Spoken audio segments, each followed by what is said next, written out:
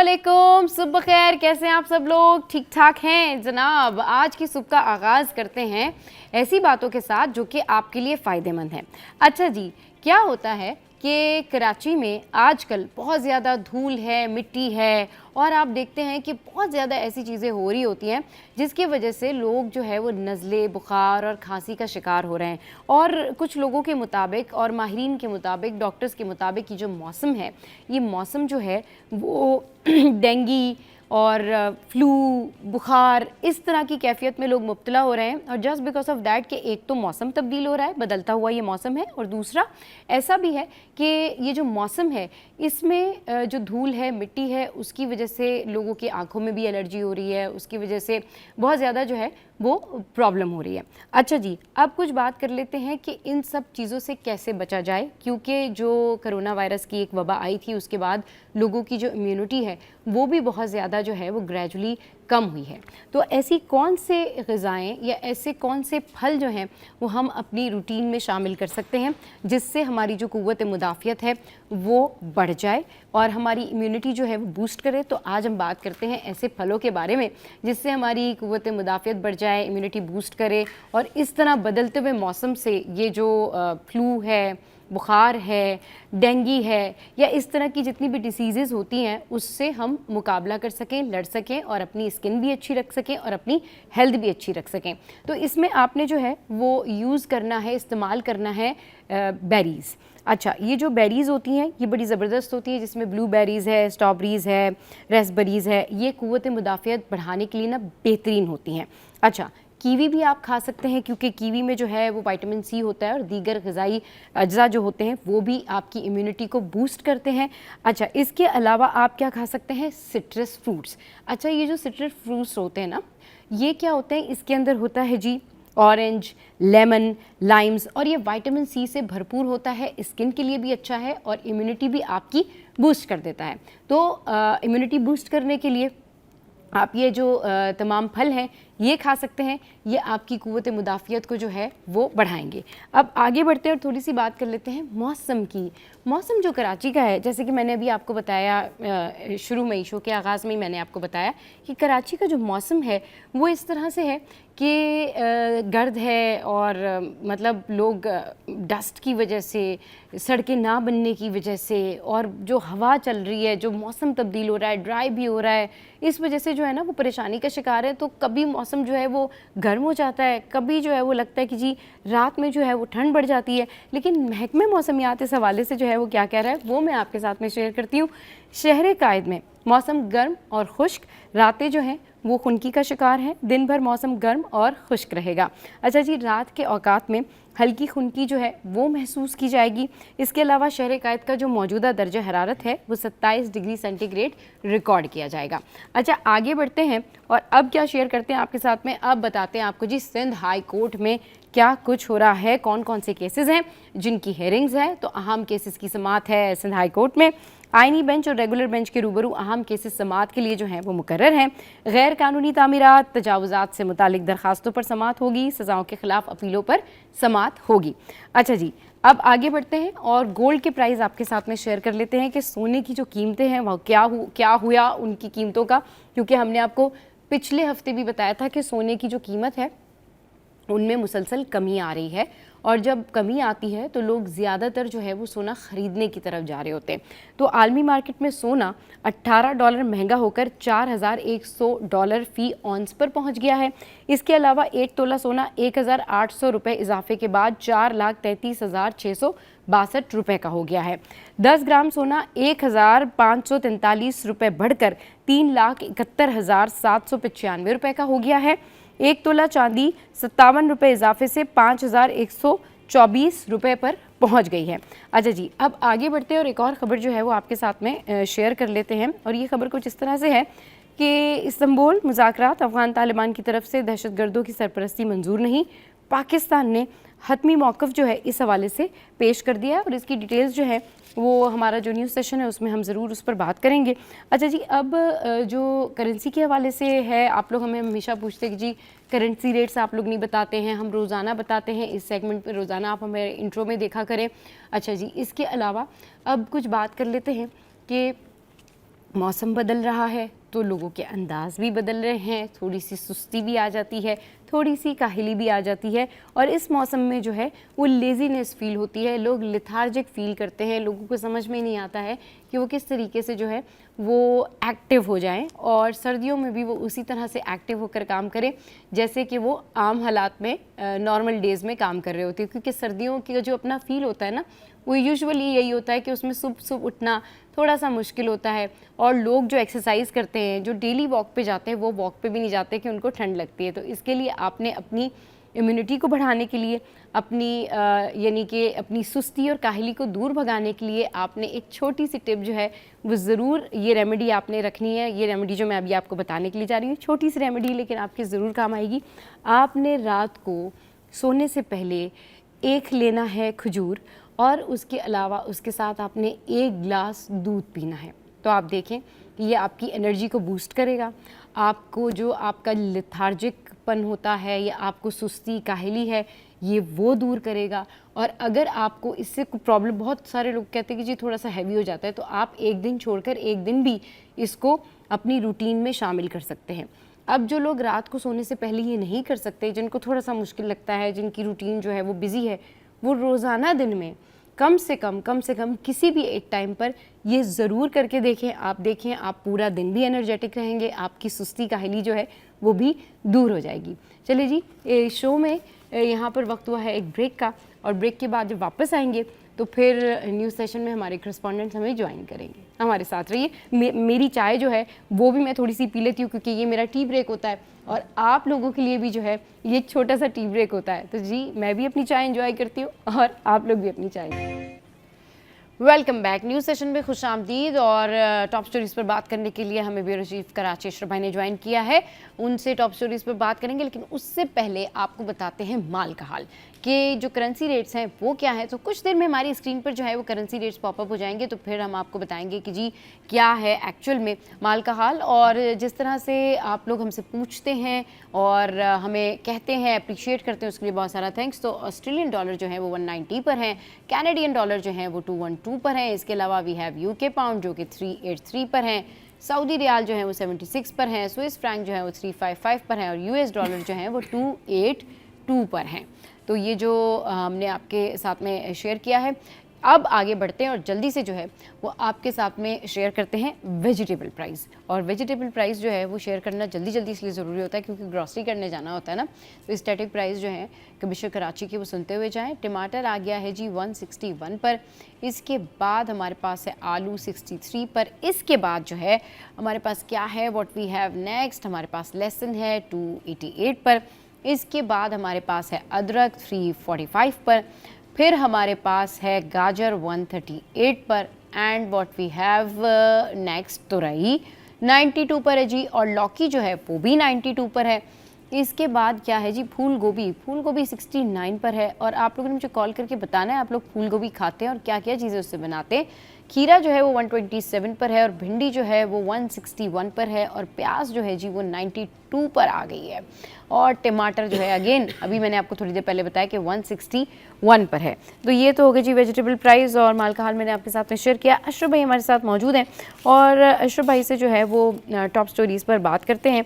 और ये top story है, ये है जनाब के इलेक्ट्रिक के सऊदी और कुवैती सरमायाकारों का पाकिस्तान को $2 अरब का कानूनी नोटिस, मतलब उनकी जानिब से $2 अरब का कानूनी नोटिस भेजा गया है कि इलेक्ट्रिक के सऊदी और कुवैती सरमायाकारों ने हुकूमत पाकिस्तान को $2 अरब के हर्जाने का नोटिस भेज दिया है। ये नोटिस लंदन की जो लॉ फर्म है, इंटरनेशनल लॉ फर्म, उनके ज़रिए अटॉर्नी जनरल, वज़ीर आज़म ऑफिस और स्पेशल इन्वेस्टमेंट फैसिलिटेशन काउंसिल को जो है वो भेजा गया है। अशरफ भाई इसकी क्या इनसाइड स्टोरी है? अच्छा सब ये देखना होगा कि जब के इलेक्ट्रिक की निष्कारी की गई, 12 डिस्कोज है मुल्क भर में जो बिजली फराम करते हैं, उसमें से एक है के इलेक्ट्रिक जो KESC होता था, उसको उसकी निष्कारी की गई।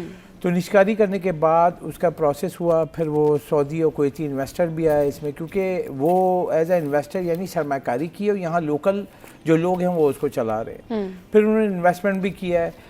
तो जो उस वक्त इसकी निष्कारी हुई तो कुछ $करोड़ में हुई थी। फिर उन्होंने जो प्लांट वगैरह लगाए, जो प्लान की अपग्रेड किया, फिर ये सारा। तो कराची इस मुल्क का सबसे बड़ा शहर है, एक ही पावर यूटिलिटी है जो कि निजी सेक्टर में एक ही है पूरे मुल्क में जो बिजली फराहम करता है।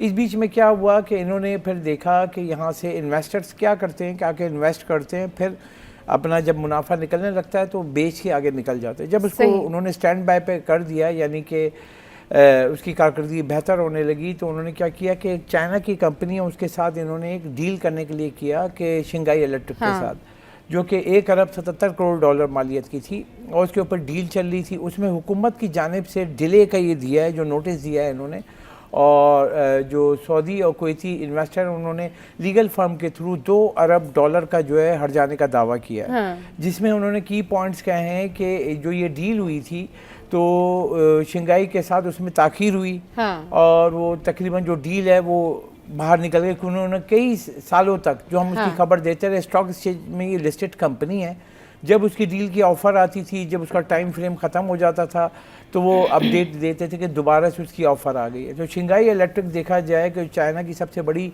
पावर यूटिलिटी कंपनी है और यहाँ पे बहुत सारी खबरें भी आई कि बिजली सस्ती हो जाएगी, कार्ड पे वो सिस्टम चले जाए, जो वहाँ पर है, लेकिन वो इसमें ताख़ीर हुई। और उसमें ये था सबसे बड़ा मसला कि उस डील में तो हुकूमत का और जो आगे डील हो रही थी उनके साथ बैठ के उनकी जो सब्सिडी है, यानी कि मैं बात करूँ के इलेक्ट्रिक नहीं, के इलेक्ट्रिक से पहले जो KESC थी, KESC के जो वाजिबात थे, यानी कराची इलेक्ट्रिक सप्लाई कॉर्पोरेशन जो हुकूमती मलकियत में थी, तो उसके वाजिबात को देने हुकूमत पाकिस्तान ने एडजस्ट करने थे, तो वो नहीं हुए। तो वो जो शिंगाई इलेक्ट्रिक आ रही थी वो कह रही थी तमाम चीज़ क्लियर करके हमें स्टैंड स्टिल यानी ज़ीरो पे हमें दें ताकि हम अपनी हिसाब से इसको चलाएं। अच्छा। लेकिन वो डील नहीं हो सकी, यानी सब्सिडी का मामला, जो वाजिबात थे, रिसीवेबल थे, वो सब डील नहीं हुई, तो वो चली गई शिंगाई इलेक्ट्रिक। अब ये यहाँ से इन्वेस्टर क्या कर रहा था कि वो देख रहा था कि हम इसको बेच के हम अपना सरमाया निकालेंगे और चले जाएंगे। ओवरऑल अगर देखें कि के इलेक्ट्रिक की जो डील जो है उनकी फेवर में थी, क्योंकि जब हम यहाँ पे हुकूमत से नहीं चल रही थी KESC, तो उसने जो है निजकारी प्राइवेटाइज का किया था। तो टोटल जब ये गई तो उसमें ये हुआ कि उसमें बहुत सारी डील हुई थी। तो इसमें समझने की ये है कि जो उस वक्त जब बेची थी तो उसके फर्नेस ऑयल के पावर प्लांट थे, बिन कासिम 1, फिर एक गैस का टरबाइन लगा बिन कासिम 2, फिर उन्होंने बिन कासिम 3 लगाया, तो अब ये टोटल गैस टरबाइन पे है। फिर इनके 2 थे साइड पे कंबाइंड साइकिल प्लांट। तो मजमूई तौर पर अभी के इलेक्ट्रिक की जो पैदावारी सलाहियत है सबको मिला के 3000 यूनिट थी। फिर नेपरा की लास्ट शेयरिंग जो हमने खबर दी थी जिसके ऊपर हुआ, तो उन्होंने जो पुराने हो गए क्योंकि 100 साल से जायद हो गई है पुरानी के इलेक्ट्रिक की कंपनी, तो उसकी वो एब्सोल्यूट हो गया वो प्लांट, उन्होंने वो कंबाइन वाला वो ख़त्म करने का कहा। फिर बिन कासिम 1 को कह दिया कि वो ख़त्म कर दें, क्योंकि फर्नेस ऑयल के 6 हैं और वो क्योंकि सबसे महंगी बिजली, क्योंकि एब्सोल्यूट हो गया ना, वो 100 साल से लगे हुए हैं। अब उसके बाद इनके पास सिर्फ जो नए पावर प्लांट हैं गैस के वो लगे हुए हैं। अब उसके ऊपर जो उनकी कॉस्टिंग है वो जब निकली तो नेपरा ने दिया है, तो इनका पहले जो रेट था उसमें वो तकरीबन 7 रुपए कम कर दी इनकी कॉस्टिंग, यानी कि बिजली जो बना के बेचेंगे वो हुकूमत से जो डील करते हैं। उसमें इनको ये हुआ कि इन्होंने ये दावा किया, जो हमने खबरें भी दी स्टॉक एक्सचेंज में लिया, कि इसमें इनका जो 5-6 अरब रुपए का सालाना मुनाफा तो अरबों रुपए नुकसान में चला जाए। फिर यहाँ पे जो इनके जो कुवैती और सऊदी इन्वेस्टर हैं उन्होंने बाहर से इनको कहा कि भाई आपकी इस ताख़ीर की वजह से जो हमारी डील हम तो बेच के जा रहे थे, तो शिंगाई इलेक्ट्रिक के साथ डील नहीं हुई। फिर आपकी जो सब्सिडी और दीगर वाजिबात और इन सब का था वो मसला हल नहीं हुआ, आज तक ये डील मुकम्मल नहीं हुई। तो अब ये है कि ये हमें इसका नुकसान हो रहा है, अब आप 2 अरब डॉलर हुकूमत पाकिस्तान अदा करे। अच्छा। अब इस सब के बैकग्राउंड पे देखें कि जब के इलेक्ट्रिक का जो चीज़ें चल रही थी तो उसमें जो है ये नॉन स्टॉप बिल्कुल सब कुछ सही था ना। ठीक। अब जो प्राइस लिस्ट बढ़ी तो 2.5 महीने पहले एक रेट आया जिसमें बढ़ा दिया गया इनका, ठीक है, मल्टी ईयर टैरिफ जिसे कहते हैं। उस वक्त कोई मसला नहीं हुआ ना, ज़बरदस्त, उन्होंने कहा नेपरा से अच्छा कोई है ही नहीं। अब नेपरा ने 2.5 महीने बाद जब उसकी हेयरिंग हुई, जैसे कराची चैम्बर है, बिजनेस कम्युनिटी, इन सब ने कहा कि भाई ये तो हमारी कॉस्टिंग नहीं आएगी, सही मुल्क में यकसा टैरिफ है। नेपरा जो है वो पूरे मुल्क में बिजली का यकसा रेट, यानी कि आप लाहौर में हो, कराची में हो, फैसलाबाद में हो, कहीं भी हो, तो जब आप बिजली इस्तेमाल करोगे तो नेपरा के रूल्स के मुताबिक पूरे मुल्क में एक यकसा बिजली का रेट हो। जैसे हम पेट्रोलियम की प्राइस देखते हैं तो वो सेम है ना, किसी भी पंप पे जाएं, पेट्रोल कराची में लें, लाहौर में लें, KPK में, कहीं कम प्राइस नहीं मिल सकती। उसी तरीके से बिजली का ये है कि यूनिफॉर्म रेट होना चाहिए पूरे मुल्क में, चाहे लाहौर हो, कराची हो, वो हो, तो उसके ऊपर उन यूनिफॉर्म के लिए उन्होंने किया कि जो बास्केट से इनको पहले 1000 मेगावाट मिल रही थी एनटीडीसी से, अब वो 2000 मेगावाट जा रहे हैं क्योंकि इनका अपग्रेड हो गया सिस्टम। अब जब वो डैम से, दीगर उससे, सोलर से, जो सोलर पावर प्लांट है उनसे जब वो बिजली आएगी तो उसकी कॉस्ट कम हो जाएगी, तो आवाम को फ़ायदा देने की बात हुई। अब जब आवाम को फ़ायदा देने की बात हुई तो उन्होंने कहा नहीं, आवाम को नहीं मुंतकिल होगा, ये हमारा जो रेट है जो हम उनसे ले रहे हैं वो आपका 38 रुपीज़ के करीब था, तो वो गिर के अब वो 32 कर दिया, तो 7 रुपये की कमी हो गई है, तो इससे हमें सालाना 100 अरब रुपए का नुकसान होगा। अब 100 अरब रुपए का नुकसान कैसे, हमने भी सवाल किया था। तो जो CEO हैं मोनिस अलवी के इलेक्ट्रिक, उन्होंने भी मैसेज दिया था इसके ऊपर कि भाई ये सिलसिला है और अगर ये हो गया इम्प्लीमेंट तो हमारा जो है वो नहीं हम चल पाएंगे। और दूसरी बात उन्होंने ये भी मैसेज दे दिया कि भाई इस रेट पे तो हम बिजली देंगे नहीं। फिर जिन इलाकों में जो चीज़ें हैं, जो सोर्सेस ने, हमने वो खबर भी दी थी कि अभी जो 70% इलाका है जो लोड शेडिंग हो रही है, मतलब लोड शेडिंग 70% इलाके में नहीं हो रही, 30% इलाके में लोड शेडिंग हो रही, तो ये सूरत हाल रही है और बिजली की कॉस्ट नहीं है, तो 70% जो लोड शेडिंग मुस्तस्ना है, तो पूरे कराची में फिर लोड शेडिंग शुरू हो जाएगी। तो अब ये सबसे बड़ा कंसर्न है कि एक लीगल नोटिस आया है, एक वो एंटिटी जो इतने सालों से काम कर रही थी और जब इतने सालों से काम कर रही थी उसको मसला नहीं था, लेकिन अब जब नेपरा की जानिब से फैसला आया तो सडनली उन्होंने शंघाई पावर को, सब्सिडी को, रिसीवेबल को जवाब बना के उन्होंने लीगल नोटिस दे दिया। अच्छा। अब ये वो कंसर्न है कि जो ओवरसीज इन्वेस्टर जिसे कहते हैं, जो बड़े इन्वेस्टर होते हैं, वो सिक इंडस्ट्री में पैसा लगाते हैं, जैसे बीमार सनत है, तो उसमें जब लगाते हैं, जब उसको चला देते हो, यकीनी तौर पे वो मालिक नहीं होते हैं। इन्वेस्टर क्या करता है कि बीमार सनत उठाई, इसको चलाया, फिर बेच के अपना मुनाफा निकाला और निकल गए। तो अब ये है कि शंघाई इलेक्ट्रिक तो चली गई है भाई, जो वो कर रही थी, और उससे हम ये देख रहे थे कि वो पूरा रिवैम्प करने की खबरें आ रही थी, जो कि उन्होंने स्टॉक एक्सचेंज में भी बताया था। आरिफ हबीब ग्रुप जो है, इनका जो है वो मैनेजर थे, डील थे, तो वो सारी डिटेल देते थे, रिसर्च रिपोर्ट देते थे, तो हम भी खुश हो रहे थे कि अगर ये डील हो गई तो कराची के शहरियों को, मतलब अब मैं दुबई तर्ज की मैं बताऊं कि दुबई में आप टाइमिंग के हिसाब से बिजली खरीद सकते हैं, ठीक है, तो आप 24 आवर्स के रेट अलग हैं, आपको ऑफिस टाइमिंग के रेट अलग हैं, और जो क्योंकि अगर आप मिडिल ईस्ट में जाएं, जैसे मैं रहा हूं, तो उसमें यह है कि मिडिल ईस्ट में आपको इतनी गर्मी होती है सुबह कि हर टावर में एसी की जरूरत है, हर टावर में एसी की जरूरत। मगर पाकिस्तान में मतलब अफसोसनाक सूरत हाल है, पाकिस्तान वो मुल्क है जहाँ हम कैपेसिटी के मद में बन पावर प्लांट के पैसे दे रहे हैं। आपकी बिजली अभी सस्ती हो सकती है, पता है कितनी? 20 रुपए।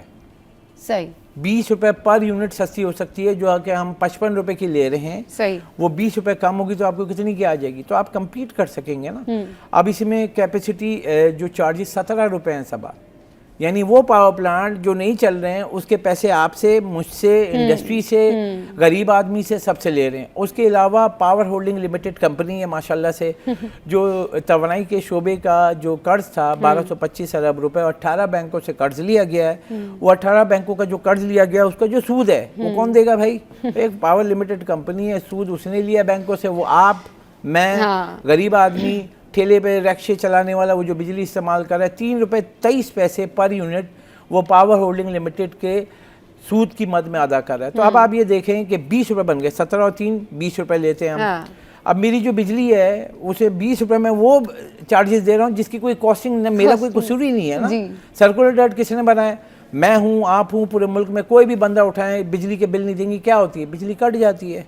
तो आप सर्कुलर डेट का बोझ मेरे ऊपर क्यों डाल रहे हैं भाई? ये पूरी कराची चैम्बर, फेडरेशन और 7 इंडस्ट्री जोन सब वहाँ पे केस कर रहे हैं, सब सवाल उठा रहे हैं, लेकिन मतलब कि वज़ीर आज़म को ख़त लिख दिया, तमाम मिनिस्ट्री को ख़त लिख दिया, और मैं हैरान हूँ कि मैंने, आप यकीन करें, 2.5 साल से खबर चला रहा हूँ, बिल्कुल 2.5 साल से ही खबर चला रहा हूँ, और मतलब कि आप जब हुकूमत को मसला आता है वो एक कहते हैं कि सोल्यूशन बहुत ज़बरदस्त क्या है भाई, बैंकों से कर्ज ले लो, ले लो भाई, 1200 रुपये का कर्ज लिया 18 बैंकों से, और उसके ऊपर सूद कौन देगा भाई?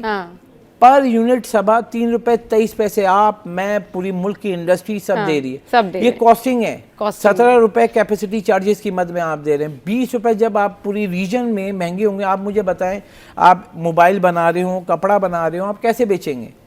आप अगर जाए बांग्लादेश से, आप ये कपड़ा बना रहे हैं, आप एक्सपोर्ट करना चाह रहे हैं जर्मनी में, आप अमेरिका में, ये सब, अब मैं उसको रेट दे रहा हूँ, वो कह रहा है मुझे बिजली पड़ रही है 25 रुपए की, मैं कह रहा हूँ मुझे बिजली पड़ रही है 50 रुपए की। आप मुझे बताएं ना, 50 रुपए से जब बिजली से ये कपड़ा बनाऊंगा मैं, मेरी ये इसकी कॉस्ट कहाँ जाएगी? सिंपल सा सवाल है। अब आप वो नहीं समझ रहे हो, आप दावे कर रहे हैं कि भाई हमारा जो टेक्सटाइल की एक्सपोर्ट है ना वो हम ले जाएंगे 50 अरब डॉलर पे, मुल्क की बरामदात जो है हम ले जाएंगे 100 अरब डॉलर पे। कैसे भाई? कैसे? आप ये तो बता दो ना। कैसे? एक कॉस्टिंग है, आप गैस के रेट आप बढ़ा रहे हैं, बिजली के रेट आप बढ़ा रहे हैं। पूरे रीजन में जो है इंडस्ट्री को चलाने के लिए स्टेबल रेट होते हैं। आपको पता होता है कि आप एक्सपोर्ट कर रहे हैं, आपको पता ही नहीं होता है एक साल पहले का रेट FCA की मद में जी, एक नॉर्मल सी आपने अभी जो फ्यूल एडजस्टमेंट सरचार्ज की मद में आप पिछले साल के पैसे, मतलब मैं अकाउंट्स की बात करूं कि मेरी कंपनी है, मैंने एक एक्सपोर्ट किया पिछले साल और एक साल के बाद अब कह रहे हैं भाई आपने जो बिजली इस्तेमाल की थी ना उसकी कॉस्ट ज़्यादा है, और नेपरा ने कह दिया कि अब इसके ऊपर 2 रुपये आपको देने। अब मुझे बताएं, मैं इंडस्ट्री पे 200-300 यूनिट नहीं, सब हज़ारों यूनिट होते हैं, 40-50 हज़ार यूनिट होते हैं, और वो जो मेरे पर बोझ आएगा वो मैं कहाँ एडजस्ट करूँगा? ये वो सवालात हैं इस मुल्क की एनर्जी सेक्टर के ऊपर, ये वो सवालात हैं जो कि कुवैती और सऊदी इन्वेस्टर ने उठा दिए हैं और 2 अरब डॉलर का हर्जाना दिया। आप देखें गवर्नमेंट या तो ये जो फैसला लिया नेपरा के खिलाफ या स्टेप अप बैक करती है या 2 अरब डॉलर देती है। जी, लेट्स सी कि क्या होता है। बहुत शुक्रिया अशरफ भाई हमारे शो पर आए। अच्छा जी, यहाँ वक्त तो एक ब्रेक का, ब्रेक के बाद वापस आएंगे, फिर एक और पर्सनैलिटी से आपको मिलवाएंगे। Welcome back. तो भाई बात करेंगे आज कश्मीर डे के हवाले से। जम्मू कश्मीर पर भारतीय कब्जे को ऑलमोस्ट 78 साल जो हैं वो मुकम्मल हुए। पाकिस्तान समेत दुनिया भर में आज यौम सिहा जो है वो मनाया जा रहा है। अच्छा, जम्मू कश्मीर पर भारतीय कब्जे को जब ये 78 साल मुकम्मल हुए तो आज दुनिया भर में इस हवाले से कश्मीरी और पाकिस्तानी बरादरी जो है वो यौम सिहा मना रही है। मुल्क भर में सुबह 10 बजे से कश्मीरी शोधा की याद में 1 मिनट की खामोशी इख्तियार की गई, जबकि आज़ाद कश्मीर और पाकिस्तान में रैलियाँ और यकजहती वॉक्स जो हैं वो निकाली जा रही हैं। वज़ीर आज़म शहबाज शरीफ ने कहा है कि तनाज़ा कश्मीर के मुनसिफाना हल के बग़ैर जनूबी एशिया में अमन मुमकिन नहीं है। तो आज इस अहम दिन पर बात करने के लिए हमें ज्वाइन किया है ब्रिगेडियर रिटायर्ड करार हुसैन शाह साहब ने। हमारे बहुत रिस्पेक्टेड जो है वो पैनलिस्ट है, हमारे गेस्ट हैं, और अशरफ भाई हमारे साथ मौजूद हैं। अस्सलाम वालेकुम sir, welcome to the show. कैसे आप? ठीक ठाक हैं सर? आज के दिन की मुनासबत से क्या कहना चाहेंगे आप? मैं थोड़ा इसको अगर तारीख़ के हवाले से बात करूं, जब सब कॉन्टिनेंट को तकसीम किया गया, कायदे आज़म ने 2 कौमी नज़रिया उसकी बुनियाद के ऊपर इसकी तकसीम का मुतालबा किया था। और वो 2 कौमी नज़रिया यही था कि हिंदू और मुसलमान 2 अलग अलग कौमें हैं, हम इकट्ठे नहीं रह सकते। सही। और उसके लिए बड़े सग़ीर को चूँकि सेकंड वर्ल्ड वार के बाद बरतानिया ख़ुद कमज़ोर हो गया था और पूरी दुनिया में उसकी हुकूमतें ख़त्म हो रही थीं, तो बरतानिया ने कायदे आज़म के ज़ोर के ऊपर, मुस्लिम लीग के ज़ोर के ऊपर सब कॉन्टिनेंट को तकसीम करने की कोशिश की। अच्छा, कोशिश में इसको इसलिए लफ्ज़ किया है कि कायदे आज़म आखिरी वक्त तक कांग्रेस जो थी या हिंदू रहनुमा जो कांग्रेस के थे वो कोशिश करते रहे कि सब कॉन्टिनेंट की तकसीम ना हो। और यहाँ तक कि कायदे आज़म मोहम्मद अली जनाब मरहूम को उन्होंने ऑफ़र की कि आप एक छोटे से कहते कि जिसको पाकिस्तान आप कह रहे हो, गवर्नर जनरल बनने जा रहे हैं, वो गवर्नर जनरल बने थे उस वक्त, हम पूरे इंडिया के सब कॉन्टिनेंट के आपको गवर्नर जनरल बना देंगे, आप इसी तकसीम ना करें। और कायदे आज़म उसी 2 कौमी नज़रिए पे डटे रहे। अच्छा, हमारे कुछ मुसलमान लोगों ने, अबुल कलाम आज़ाद जैसे लोगों ने इसकी मुखालफत भी की कि जी नहीं, ये मुतालबा आपका फजूल है, सदियों से हिंदू और मुसलमान सब कॉन्टिनेंट में बड़े सग़ीर में इकट्ठे रह रहे हैं, तो आप मुतालबा ना करें। लेकिन इसके बावजूद कायदे आज़म डटे रहे। इसी मुतालबे को आगे बढ़ा के जो फ़ैसला हुआ था वो ये हुआ था कि जिन इलाक़ों में मुसलमानों की अक्सरियत है वो पाकिस्तान का हिस्सा बनेंगे, ठीक, और जिनमें मुसलमानों की अक्सरियत नहीं है वो हिंदुस्तान का हिस्सा बनेंगे, ठीक। इसी तरीके से पंजाब तकसीम हुआ। पंजाब, पूरा इंडियन पंजाब, पाकिस्तान में जो अभी पंजाब है ये एक पंजाब होता था, और उस वक्त जो बहुत ज़्यादा सिखों ने कत्लो गारत की थी, इसी वजह से की थी कि वो नहीं चाहते थे पंजाब तकसीम हो। इसी फार्मूले के तहत कश्मीर, उस वक्त कश्मीर में 85% मुसलमान थे, बाकी 15% में से कुछ हिंदू थे, थोड़े बहुत क्रिश्चियंस थे, और कुछ बुद्ध मत के लोग थे जो लेह लद्दाख में, अब कंट्री उनका था बिल्कुल नॉर्थ जो था ना, वो बुद्ध मत के पैरोकार थे वहाँ पे। तो उस फार्मूले के तहत जम्मू और कश्मीर को पाकिस्तान का हिस्सा होना चाहिए था। अच्छा, वहाँ पे राजा हरी सिंह जो था उसका इक़्तिदार था जम्मू कश्मीर पे, उसने इंडियन प्रेशर में आके और एक जाली सा इल्हाक़नामा बना के इंडिया के साथ इल्हाक़नामा कर दिया कि जी हम तो इंडिया के साथ मिलना चाह रहे हैं, जबकि ये उस असूल के ख़िलाफ़ था, अवाम की मांगों के ख़िलाफ़ था। वहाँ के अवाम पाकिस्तान के साथ मिलना चाहते थे और जैसे ही ऐलान किया एक जाली सा राजा हरी सिंह ने इल्हाक़नामा इंडिया के साथ साइन किया तो अवाम सड़कों पे आ गई और वहाँ पे हंगामे शुरू हो गए, तोड़ फोड़ शुरू हो गए। इन हंगामों को रोकने के लिए 27 अक्टूबर को श्रीनगर के हवाई अड्डे पे इंडिया ने अपनी फ़ौज उतारी थी और अल्टीमेटली हिंदुस्तानी फ़ौज ने फिर उस वक़्त जुल्म व सितम शुरू किए जो लोग पाकिस्तान के हक़ में मुजाहरे कर रहे थे। और 27 अक्टूबर का जो दिन हम इसलिए ब्लैक डे के तौर पे मनाते हैं कि न सिर्फ लाखों कश्मीरियों की उमंगों के ख़िलाफ़ फ़ैसला किया गया, बल्कि 27 अक्टूबर को फ़ौज भेजी गई और फ़ौज ने निहत्थे कश्मीरियों पे जुल्म व सितम की वो तारीख़ रकम की जो अभी तक ख़त्म नहीं हो रही और बाकायदगी से वो चल रही है। बाकायदगी से वो चल रही है। इस पर मज़ीद भी सर आपके कमेंट्स लेंगे। अशरफ भाई हमारे साथ मौजूद हैं। अशरफ भाई, आज के दिन की मुनासबत से जाएंगे, इंडिया की अगर हठधर्मी देखी जाए ना तो वो बरकरार है, उसकी जानिब से तो जितना कुछ एक्स्ट्रा ऑर्डनरी वो अनएक्सपेक्टेड पाकिस्तान के ख़िलाफ़, कश्मीरियों के ख़िलाफ़ जो कर सकते हैं वो कर रहे हैं और आज तक भी पाकिस्तान इस हवाले से आवाज़ बुलंद कर रहा है। हर प्लेटफॉर्म पर जो है हम अपनी आवाज़ उठाते हैं कि जी जो कुछ भी इंडिया कर रहा है वो सरासर गलत है। जी देखें साहबा, यहाँ पे एक लफ्ज़ बोलूँगा मैं कि बेहस हम अक़वाम मुत्तहिदा की जो है करारदाद मौजूद है, इंसानी हुकूक़ के जो लोग हैं उन सबको पता है, बल्कि पूरी दुनिया को पता है कि वो कश्मीरियों के साथ क्या कर रहा है भारत। और भारत ने जो वहाँ कब्ज़ा किया हुआ है और उसके पूरी मतलब मीडिया के थ्रू, BBC आप देखें, इंटरनेशनल मीडिया देखें, सब ने बताया कि कितना जुल्म किया है और वो बच्चों को, औरतों को, और ऐसी ऐसी खबरें आई थी कि आप यकीन करें कि जो आज़ादी एक नेमत हम कहते हैं ना, तो वो वहाँ से पता चलता है कि वो वहाँ उनके साथ कितना जुल्म हो रहा है। मगर यहाँ पे एक सवाल ब्रिगेडियर साहब बैठे हुए कि यहाँ पे एक ही सवाल आता है कि जब अक़वाम मुत्तहिदा में करारदाद मंजूर हो गई, हक में आ गई, उसके बाद इंसानी हुकूक सब खड़े में 78 साल से वो देख रहे हैं कि बच्चों को किस तरीके से मारा, औरतों के साथ क्या क्या किया, बाकी वहाँ नौजवान हैं उनके साथ क्या किया।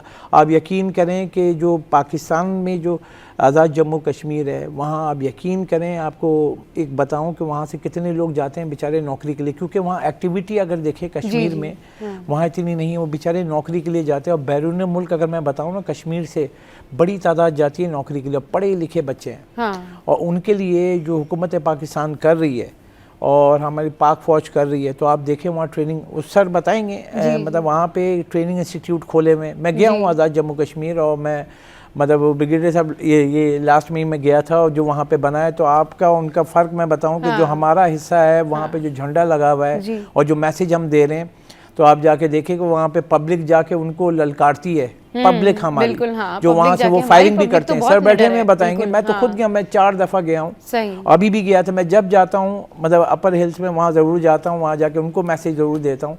और वो झंडा और जो पूरा वहाँ पे पूरा नया जो बनाया है वहाँ पे जो पाकिस्तानियों की तरफ से मैसेज जाता है, कोई नहीं डरता है, सामने खड़े हुए होते हैं, सीना ठोक के आओ भाई। वहाँ पे वो लोग सामने भी नहीं खड़े होते हैं, सही, क्योंकि वो उनको पता है ना, डर है, वो डर की वजह से। और हमें कोई डर नहीं है, हम जो हैं हम सामने, हम जाके मैसेज देते पूरी पाकिस्तान की आवाम, बच्चे, औरतें, मेरे पास अभी भी तस्वीरें हैं, वहाँ पे खड़े होकर मैसेज देते हैं कि हम ये लेके रहेंगे, कश्मीर जहाँ पे आपने कब्ज़ा किया हुआ है वो हमारा है। मसला ये है कि जो अक़वाम मुत्तहिदा की बात करें आप, इंसानी हुकूक़ की बात करें, सिर्फ पेपर पे आपको नज़र आ रहा है।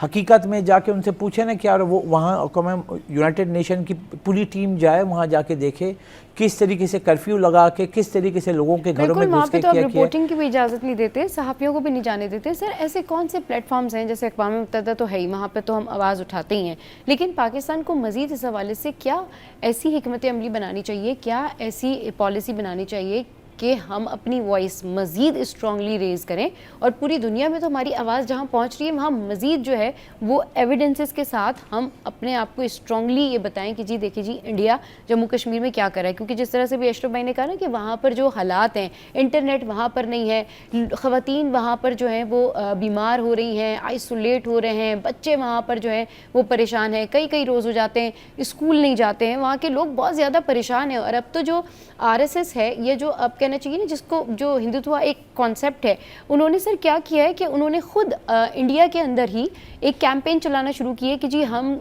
जहाँ जम्मू कश्मीर में जाके ज़मीनें भी खरीदेंगे, पहले हम यहाँ रहा करते थे, ये तो हमारी ज़मीनें हैं, अब हम वहाँ पर जाके कारोबार भी करेंगे, अब हम ये सारी चीज़ें भी करेंगे। यानी वो उनको हर तरीके से ना इस तरह से रखने की कोशिश कर रहे हैं कि वो आवाज़ भी बुलंद ना कर सकें। और पाकिस्तान, कश्मीर हमारी रीढ़ की हड्डी है, बैकबोन की हैसियत रखता है, हमें क्या ऐसी पॉलिसी करनी चाहिए कि मज़ीद इंडिया जो है उसको पता चले कि पाकिस्तान ने अब ये एक और तगड़ा जवाब दिया। सर माशाल्लाह आपका सवाल हमेशा की तरह बहुत ज़बरदस्त सवाल है। Thank you sir. देखें प्रैक्टिकली तो ये ज़िम्मेदारी अक़वाम मुत्तहिदा की है जी। आज के बहुत से अखबारों में मेरा आर्टिकल छपा इसी हिसाब से। हाँ। और मैंने आपको सुबह भेजा था, आराम से पढ़िएगा उसको। अच्छा मैंने नहीं देखा सर। आराम जी, देखेगा जी सॉरी। देखें अक़वाम मुत्तहिदा से ज़्यादा इस वक्त जो बासर है ना उसका नाम है डोनाल्ड ट्रंप। अच्छा। लकीली पाकिस्तान को एक मौका मिल गया है कि पाकिस्तान ने साबित कर दिया कि पाकिस्तान जो इससे पहले कहता था इंडिया के मुतल्लिक वो सच था और इंडिया जो पाकिस्तान के मुतल्लिक कहता था वो झूठ था।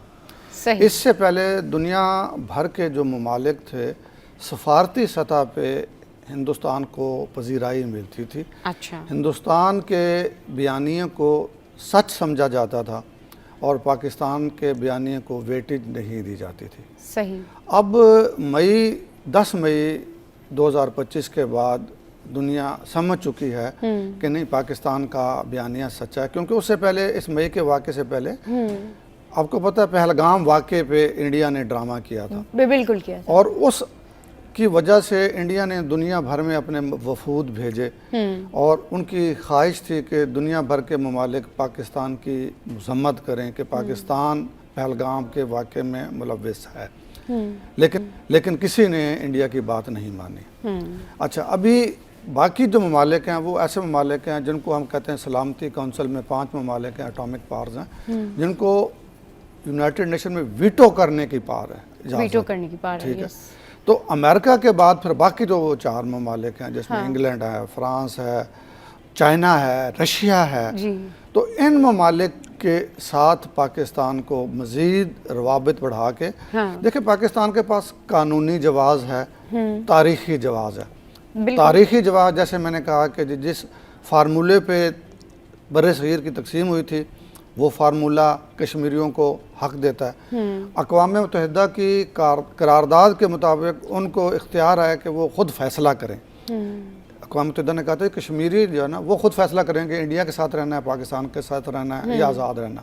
हम उसके लिए तैयार हैं क्योंकि हमें पता है कश्मीरी जो है ना वो हमारे साथ तैयार बैठे। लेकिन इंडिया भागता रहा है उसके ऊपर। तो उसका बेस्ट तरीका यही। अच्छा, दूसरा एक तरीका होता है जंगों से फैसला करना, जैसे अभी यूक्रेन की और रशिया की जंग हुई। पाकिस्तान की कभी ये पॉलिसी रही नहीं है क्योंकि पाकिस्तान एक एटमी पावर है। सही। जब कोई इतनी बड़ी फौजी ताकत की हामिल हुकूमत होती है, मुल्क होता है, तो उसकी जिम्मेदारियां बढ़ जाती हैं। ठीक।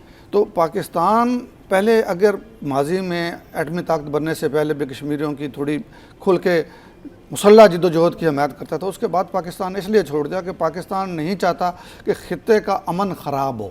इंडिया बहाना करके चाहता, पाकिस्तान चाहता है पूरे खिते में चाहे हिंदुस्तान है, पाकिस्तान अमन हो, कश्मीर में भी अमन रहे। तो इसके लिए पाकिस्तान के पास भी और दुनिया में भी और साथ साथ पाकिस्तान को चाहिए कि पाकिस्तान से बाहर जो कश्मीरी हैं, अमेरिका में हैं, इन बाकी ममालिक में है जिनका मैंने कहा जिनके पास वीटो पावर है, वीटो पावर, तो इन ममालिक के अंदर उन लोगों को जो है ना मोबिलाइज करें।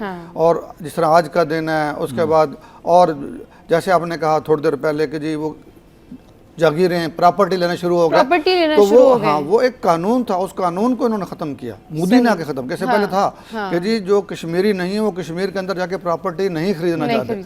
अब वो आबादी का तनासब ख़त्म करने के लिए मुसलमानों के हक से भाई वहाँ पर जो ख़वातीन हैं वो जहनी अमराज का शिकार हो रही हैं। इस साल भर पहले के जो स्टैट्स हैं अगर वो आप उठा के देखें और अब तक अगर आप उठा के देखें तो अशरफ भाई वहाँ पर जो कहना चाहिए ना कि बच्चों की जो जहनी सेहत है वो नहीं है, इंटरनेट नहीं है, पैलेट गन का वो इस्तेमाल करते हैं, तरह तरह से वो वहाँ पर उनको जो है वो हब्स बेजा में रखने की कोशिश करते हैं। आए दिन उनके ऊपर नई नई पाबंदियाँ जो हैं वो लगती रहती हैं, उनको ईदें मनाना मुश्किल हो गई हैं। ये तो वहाँ पर सूरत हाल है जी। देखें, जो मैं गया तो वहाँ पे कश्मीरी तो उनके रिश्तेदार भी हैं, तो जो आज़ाद जम्मू कश्मीर में लोग हैं वो ये मैसेज देते हैं कि हम अपने लोगों से पहले एक आप सर बताएंगे वहाँ पे कैरन एक जगह है, कैरन पे वो सामने और पाकिस्तान के दोनों के झंडे उनकी पोस्टर लगी हुई हैं, तो वहाँ पे एक पुल था तो उससे वो जाके वो मिल लेते थे ना, इधर बीच में वो करके।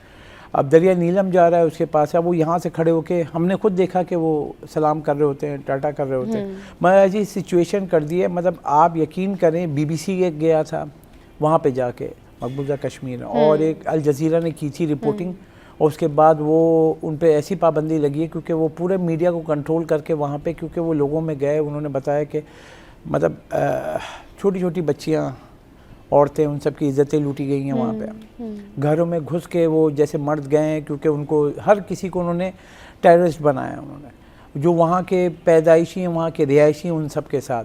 और वो जब उनसे अगर आप दिल की बातें करेंगे तो क्या बोलेंगे, वो किसके साथ जाएंगे जहाँ पे वो सेफ़ हैं। अब पाकिस्तान की बात करें तो यहाँ पे जो मैंने जाके देखा है तो वहाँ उनकी मदद करने के लिए अभी हुकूमत पाकिस्तान ने, और जो क्योंकि उनके पूरी वहाँ पे कंट्रोल करने के लिए, जैसे आपने बताया सिम नहीं चली, तो वो एक सिम नहीं चलने की भी वजह है ना वहाँ पे, क्योंकि वो वहाँ पे जाके कंट्रोल करने के लिए है, तो वहाँ पे सारी चीज़ें जो हैं उसको देखा जा रहा है, क्योंकि मॉनिटरिंग की जा रही है। अब वहाँ पे जाके अगर हम देखें लोगों की रहन सहन, सब आप यकीन करें ज़िंदगी कैसे गुजार रहे हैं। मतलब मैंने वो देखा, वो जो सर वो वहाँ पे जो पानी आ रहा है दरिया नीलम का, उससे वो चक्की बनाई हुई है, और वो वहाँ पे फसल निकालते हैं मकई की, वो वहाँ से वो चक्की पानी से, बिजली का मसला है वहाँ पे, दूसरे सारे इशूज़ हैं। तो अपनी ज़िंदगी गुजारना, अपने जानवर पाल रहे हैं अपने, वो क्योंकि एक्टिविटी नहीं है। हम जैसे मैं जा रहा हूँ घूमने, आप जा रही हैं, कोई जा रहा है, उस एक्टिविटी सयाह वहाँ जाते हैं तो उससे उनकी एक्टिविटी होती है, तो कुछ कमाते हैं, तो हम वो जाके वहाँ पे जाके उनकी मदद ऐसे कर सकते हैं, क्योंकि वहाँ फैक्ट्री वगैरह ये सब बहुत सारी चीज़ें हम कर सकते हैं यहाँ के जो इन्वेस्टर हैं, क्योंकि वहाँ उनको रोज़गार चाहिए, वो मजबूर होते हैं, ठीक है। और वहाँ पे आप जाएं, इतनी मेहमानदारी करते हैं अपने, वो वहाँ पे आपको फ्रूट्स वगैरह, जैसे हम गए मेरी फैमिली के साथ, उन्होंने घर से सर फ्रूट दिया उन्होंने ना, कि बच्चों के लिए ये सब, तो आप उनकी मदद हम भी करें ना, हमारा भी फ़र्ज़ बनता है कि हम जाएं वहाँ, उनकी फैक्ट्री लगाएं, कोई छोटी आप जो लेडीज़ हाथ का काम करती हैं उन सबको, तो हमारा भी सपोर्ट है कि वो जाके करें। और लेकिन यहाँ पे मैं बताऊँ, जब मैं वहाँ गया तो वहाँ सिक्योरिटी से लेके सब, क्योंकि पाक फौज के अंडर में, तो फुल वहाँ पे उनको सपोर्ट मिल रही होती है। लेकिन यहाँ पे फिर कहूँगा जो पाकिस्तानी है वहाँ जाएं, वहाँ जाके विजिट करें, ताकि उनको सपोर्ट मिले, सपोर्ट मिलनी चाहिए और सपोर्ट करनी चाहिए। और पाकिस्तान हमेशा कश्मीरियों के साथ है और हमेशा कश्मीरियों के साथ रहेगा। बहुत शुक्रिया सर, आप हमारे शो पर आए, बहुत शुक्रिया। अशरफ भाई हमारे शो पर आए आज। अच्छा जी, और अभी यहाँ पर वक्त तो एक ब्रेक का, हेडलाइंस ब्रेक के बाद वापस आएंगे, करेंगे ढेर सारी बातें।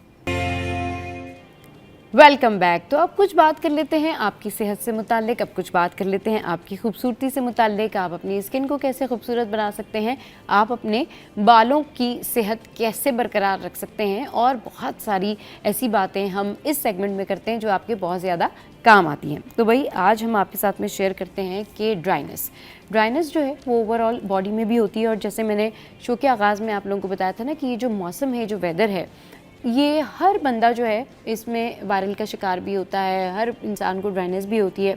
लेकिन जब ये ड्राइनेस जो है वो सर पे हो या खुश्की हो सर में, तो उसका ताल्लुक सिर्फ मौसम से ही नहीं होता, बल्कि ओवरऑल कुछ लोगों की स्किन ऐसी होती है कि वो थ्रू आउट द ईयर ही उनके सर पे ड्राइनेस होती है, और उसकी वजह से उनको डैंड्रफ भी होती है और उनको दीगर और इश्यूज़ भी होते हैं, बाल उनके झड़ते भी हैं। तो कहते हैं ना कि अगर आपके सर में खुश्की नहीं है तो यू आर ब्लेस्ड, और आपके जो बाल हैं वो भी बढ़ेंगे, आपके बालों की सेहत भी बेहतर होगी। तो सर की खुश्की दूर करने के लिए ये टोटका आपने ज़रूर आजमाना है, इससे आपको होगा बहुत फ़ायदा। अच्छा, आपने क्या करना है कि 1 कप नारियल का तेल लेना है, फिर आपने उसमें 1 चम्मच मेथी दाने डालकर हल्की आंच पर 5 मिनट जो है उसको पकाना है। अच्छा जी, अब जब तेल नीम गरम रह जाए तो उसे छान लें और सर की जड़ों में अच्छी तरह से मसाज करें। जिस तरह से आप लोग मसाज करते हैं तो आपने अच्छा सा उसको मसाज करना है, रूट्स के अंदर लगाना है, स्कैल्प के ऊपर अच्छे से जो है आपने उसको मसाज करना है। अच्छा, फिर आपने क्या करना है कि इसको थ्रू आउट द नाइट, रात तक आपने इसको लगा के छोड़ देना है और फिर आपने सुबह शैम्पू से, यानी जिसको कहते हैं ना हैवी शैम्पू, उससे नहीं, आपने हल्के शैम्पू से थोड़ा सा शैम्पू डाल के फिर आपने अपना सर धो लेना है। और फिर क्या करना है कि आप थोड़ा 2 दिन 4 दिन ज़रूर इसको नोटिस करेंगे कि आपके सर में जो खुश्की है उसमें जो है वो वाज़े कमी आ जाएगी। अच्छा, फिर क्या होगा कि आपके बाल जो हैं वो भी बड़े चमकदार हो जाएंगे और आपके बालों का जो टेक्सचर है ना वो भी बड़ा पॉजिटिव वे में चेंज हो जाएगा, क्योंकि आपके बालों का टेक्सचर जो है उसको बेहतर होना बड़ा ज़रूरी होता है। क्योंकि जिनके सर में खुश्की होती है, ड्राइनेस होती है, उनके बाल भी जो है वो ड्राई से हो जाते हैं। तो ये रेमेडी आपने ज़रूर करनी है और इस रेमेडी को जब आप करेंगे तो हमें ज़रूर कॉल करके बताइएगा कि आपको ये रेमेडी कैसी लगी। अच्छा जी, आगे बढ़ते हैं और अब आपके साथ में शेयर करते हैं एक ऐसी रेसिपी जो कि स्पेशली हमारी टीम ने आपके लिए जो है वो सिलेक्ट की है कि आपको बताया जाए कि इस मौसम में, जो ये स्पाइसी मौसम होता है ना खाने पीने के हवाले से, कि लोग बहुत ज़्यादा बारबेक्यू पसंद कर रहे होते हैं, लोग बहुत ज़्यादा जो है वो शाम के टाइम पर, सुपर टाइम पे चाय के साथ बहुत सारी चीज़ें पसंद कर रहे होते हैं। और एपेटाइट इंक्रीज़ करने वाले इस सीज़न में जो है आज हम बताने जा रहे हैं आपको एक ज़बरदस्त सी रेसिपी। और ये रेसिपी जो है, ये रेसिपी है जी हरी मिर्चों के हवाले से, यानी मसालेदार हरी मिर्च जो है वो कैसे बनाई जा सकती है। तो इसका तरीका मैं आपको बताती हूँ कि मसालेदार हरी मिर्च बनाने के लिए आपने क्या करना है। अब इसके लिए सबसे पहले आपने लेना होगी हरी मिर्च 1.5 पाव, फिर आपने जो है बेसन लेना होगा 1.5 कप, फिर उसके बाद आपने चाट मसाला जो है वो 1.5 पैकेट ऑलमोस्ट आपने लेना है, फिर सफ़ेद ज़ीरा आपने 1.5 चाय का चमचा जो है वो लेना है, फिर बारीक कुटी हुई बंद गोभी जो है वो आपने ऑलमोस्ट 1 अदद लेनी है। चलिए जी, बंद गोभी क्या काम आ गई, मैं पूछती रहती हूँ ना आपसे। चलें, तो आपने बंद गोभी लेनी है और फिर लीमू का रस जो है वो आपने 2 चाय के चम्मच लेना है और फिर डबल रोटी का जो चूरा होता है वो आपने 1 कप लेना है। तो हमारे पास इंग्रेडिएंट्स हो गए हरी मिर्च, बेसन, चाट मसाला, सफ़ेद ज़ीरा, बारीक कुटी हुई बंद गोभी, लीमू का रस, डबल रोटी का चूरा। अब ये सारे इसके इंग्रेडिएंट्स हो गए। अब इसको बनाने का जो तरीका है वो आपने ऐसे करना है कि हरी मिर्च को आपने दरमियान से काट लेना है, फिर उसके बाद आपने जो बंद गोभी है, लीमू का रस है, चाट मसाला है, उसको नमक में मिलाकर मिक्स करना है और फिर 5 मिनट के लिए आप उसको पकते हुए छोड़ दें। मिक्सचर को हरी मिर्च में भर लें और फिर प्याले में जो बेसन है, सफ़ेद ज़ीरा डालें और फिर भरी हुई हरी मिर्च को आपने बेसन में डिप करके, यानी अच्छी तरीके से जब वो बन जाए तो बेसन में डिप करके आपने जो ब्रेड का चूरा है उसके साथ आपने उसको लगा के फ्राई करना है। तो आपकी जो मिर्चें हैं वो हो जाएंगी रेडी। और ये स्पाइसी मिर्चें जो हैं वो आप जब खाएंगे तो आप ज़रूर हमें फ़ीडबैक दीजिएगा कि हमारी जो आज की रेसिपी है वो आपको जो है वो कैसी लगी। अच्छा जी, अब आगे बढ़ते हैं और आपके साथ में शेयर करते हैं कि जी एंटरटेनमेंट की दुनिया में क्या कुछ हो रहा है। तो भाई एंटरटेनमेंट की दुनिया में बहुत सारी ऐसी चीज़ें हो रही हैं, बहुत सारे एक्टर्स हैं जिनके ऊपर तनकीद हो रही है, बहुत सारे ऐसे एक्टर्स हैं जिनके ऊपर लोग बड़ी पॉजिटिव बात कर रहे हैं, किसी की ट्रोलिंग हो रही है, कोई जो है वो मरकज़ निगाह है, किसी की मूवी आ रही है। लेकिन ये जो हमारी एक्ट्रेस है ज़ुबाब राना, इस दफ़ा क्या हुआ कि ये बड़ा फेमस रहती हैं, बड़ा मशहूर रहती हैं, रैंप वॉक भी करती हैं, तो अपनी ड्रेसेस की वजह से, अपने जो एक्सेसरीज़ है, मेकअप है, उसके लिए काफ़ी ज़्यादा इन रहती हैं। लेकिन इस दफ़ा क्या हुआ कि इन्होंने वेयर किया अबाया। अब जब इन्होंने अबाया वेयर किया तो उसके ऊपर होना शुरू हुई तनकीद। अब तनकीद क्यों हुई? क्योंकि इन्होंने अबाया जिस तरीके से वेयर किया हुआ था, तो हर चीज़ की एक डिग्निटी होती है ना, कि आप जिस चीज़ को जिस तरीके से वेयर करते हैं, अगर अबाया है तो उसका मकसद यही है कि आपने अपने बॉडी को कवर करना है, उसकी डिग्निटी का ख्याल रखना है। लेकिन इन्होंने अबाया वेयर किया और उसके बाद जिस तरह से इन्होंने जीन्स और टी शर्ट के ऊपर उसको वेयर किया और फिर उसका जो बटन्स वगैरह थे वो उन्होंने कोट की तरह जो है वो लिया हुआ था, तो इसके ऊपर हो गई है तनकीद। और एक्टर ज़ुबाब राना जो हैं सोशल मीडिया पर हो गई ट्रोल।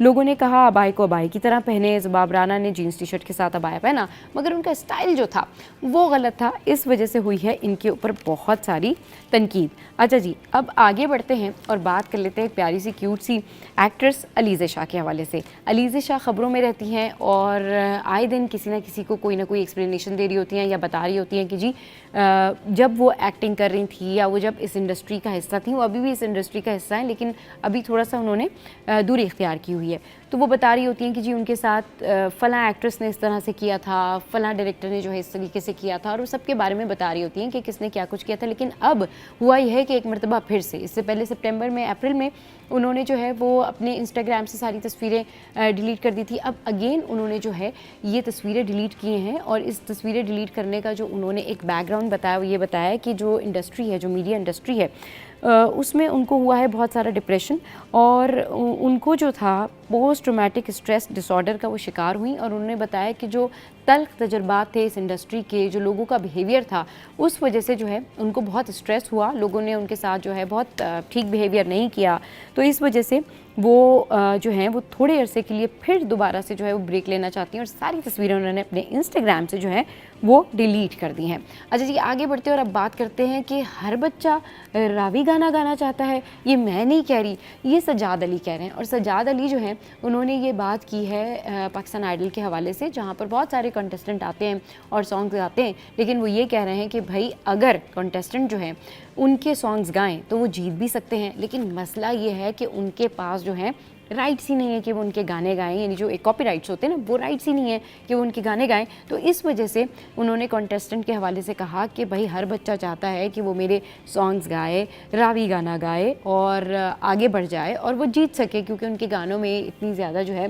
पार होती है, या इतनी ज़्यादा जो है उनकी क्लासिकल सिंगिंग होती है, उसके अंदर उतार चढ़ाव होता है। तो उस वजह से जो है उनको लगता है कि सारे जो यूथ है वो रावी गाना गाना चाहती है, और पाकिस्तान आइडल में उन्होंने इस हवाले से, फिर पाकिस्तान आइडल के लिए उन्होंने इस हवाले से बात की है। तो ये तो हो गई जी एंटरटेनमेंट की खबरें। अब आपको बताते हैं कि इंस्टाग्राम पे आ गया है एक नया फ़ीचर। जी हाँ, इंस्टाग्राम ने एक नया फ़ीचर जो है वो इंट्रोड्यूस किया है, और इंस्टाग्राम ने रिलीज़ वीडियोज़ के ज़रिए एक नया फ़ीचर सार्फिन के लिए मुतारिफ़ करा है। इस फ़ीचर का मकसद सार्फिन के लिए इन वीडियोज़ की तलाश आसान बनाना है जो वो पहले देख चुके हैं। ऐसा होता है ना कि हम कोई रील देखते हैं, उसके बाद फिर वो रील मिस हो जाती है, फिर हम ढूंढते रहते हैं कि you know that was good reel but we couldn't find that reel.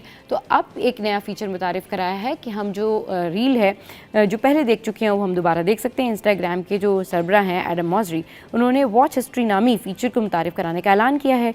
ये फ़ीचर इंस्टाग्राम रिलीज़ वीडियोज़ की हिस्ट्री जानने के लिए जो है मदद फराहम करता है। अच्छा जी, अब कुछ बात कर लेते हैं हम कि जी फ़िश के कितने फ़ायदे होते हैं।